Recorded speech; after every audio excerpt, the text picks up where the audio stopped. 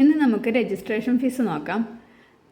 സംഘത്തിൻ്റെ പ്രവർത്തന പരിധി വിത്തിൻ എ താലൂക്കാണ് വരുന്നത് എങ്കിൽ 2500 രൂപയാണ് രജിസ്ട്രേഷൻ ഫീസ് വരുന്നത്. വിത്തിൻ എ താലൂക്കാണെങ്കിൽ 2500 രൂപയാണ്.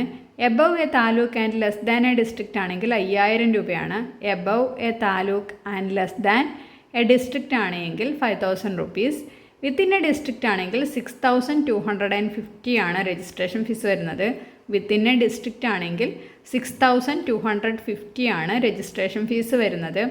മോർ ദാൻ എ ഡിസ്ട്രിക്റ്റ് ആണെങ്കിൽ 12500 ആണ് രജിസ്ട്രേഷൻ ഫീസ് വരുന്നത്. സോ ഒന്ന് കൃത്യമായിട്ട് പഠിക്കാം. വിത്തിൻ എ താലൂക്ക് ആണെങ്കിൽ 2500 ആണ്. Above A taluk and less than A district ആണെങ്കിൽ 5000 ആണ്.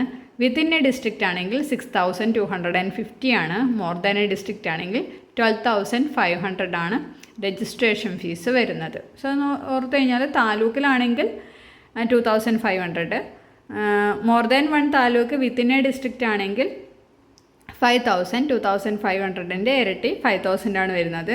വിത്തിൻ എ ഡിസ്ട്രിക്റ്റ് ആണെങ്കിൽ 6250 ആണ് വരുന്നത്.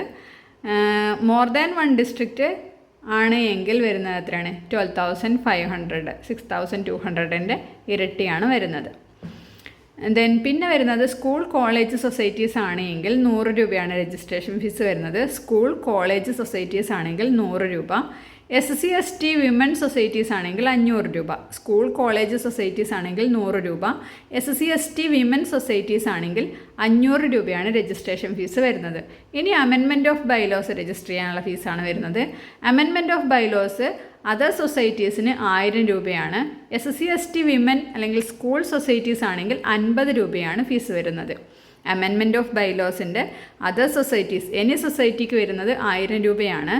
SC/ST വിമൻ കോളേജ് അല്ലെങ്കിൽ സ്കൂൾ സൊസൈറ്റീസ് ആണെങ്കിൽ അവയ്ക്ക് അമെൻമെൻറ്റ് ഓഫ് ബൈലോയ്ക്കുള്ള രജിസ്ട്രേഷൻ ഫീസ് എന്ന് പറയുന്നത് എത്രയാണ്? 50 റുപ്പീസാണ്.